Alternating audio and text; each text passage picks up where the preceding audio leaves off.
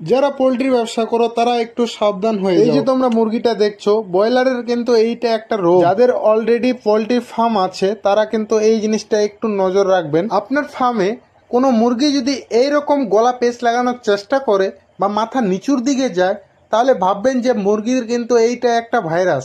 তো যত তাড়াতাড়ি সম্ভব তাকে আলাদা একটা জায়গায় রাখার চেষ্টা করবেন, কারণ সব মুরগিদের সঙ্গে থাকলে বাকি মুরগিদেরও এই ভাইরাসটা অ্যাটাক করবার সম্ভাবনা বেশি থাকে।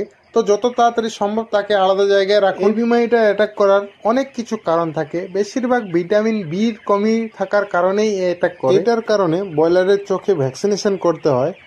ভ্যাকসিনটার নাম লাসোটা ভ্যাকসিনেশন। তো তোমরা চাইলে গুগলে চেক করে দেখতে পারো। আশা করি তোমাদের বোঝাতে পেরেছি। ভিডিওটা ভালো লাগলে লাইক করে দাও। ব্রয়লারের ব্যাপারে আরও নতুন কিছু জানার জন্য কমেন্ট বক্সে কমেন্ট করো।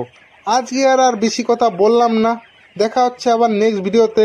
আজকের জন্য এইখান থেকে বাস, সবাই ভালো থেকো, সুস্থ থাকো।